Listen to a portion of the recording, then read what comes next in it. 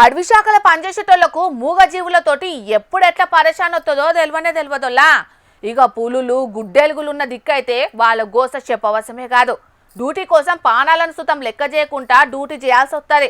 దినదిన గండం అన్నట్టే ఉంటది. ఇక అసంటి తిప్పల్ని తీర్చే ఉపాయం చేసిండు ఆసిఫాబాద్ దిక్కు గీసినోడు.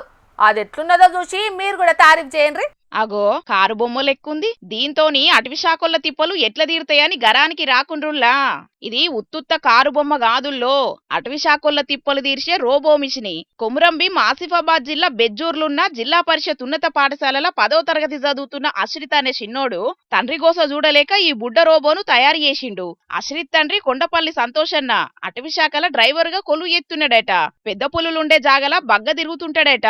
పెద్ద పులులు ఎప్పుడు ఎట్లొస్తాయో తెలియదు, ఎక్కడి నుంచి దాడి ఎత్తాయో తెలియదు. ఇక వాటి జాడ పసిగట్టేందుకు ఆఫీసర్లతోని అడవిలో తిరుగుతుంటాడని గాతిప్పలు తీర్చేందుకు 7,500 రూపాయలు ఖర్చు పెట్టి అల్ట్రాసోనిక్ సెన్సార్లతోని పనిచేసే రోబో మిషన్ ను తయారు చేసిండు ఈ అశ్రిత్ తమ్ముడు.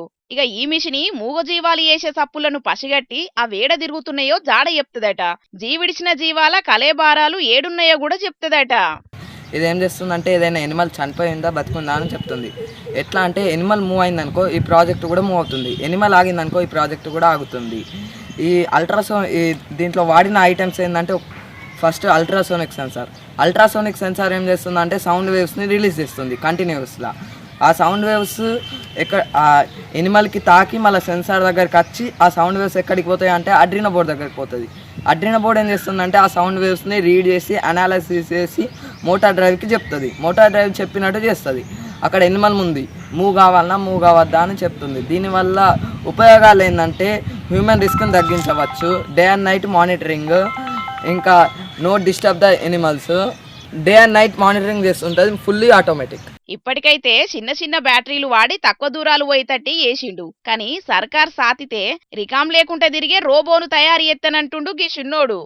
రేపు ఏఐ వాడి సూతం అప్డేట్ మిషన్లను కనిపెడతానని చెప్తున్నాడు. తండ్రి గోస చూడలేక తయారు చేసింది చూసి సంతోషన్న మురిసిపోతున్నాడు.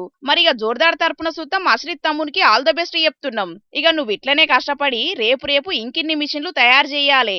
అటు బడి పంతుళ్ళు ఇటు అమ్మ నాయనలు చిన్నప్పటి సుందే పిల్లలను ఇట్లా కొత్తవి కనిపెట్టేటట్టు ప్రోత్సహిస్తే పెద్దగా అయినాక ఇంకెన్నో గొప్పవి తయారు చేస్తారు.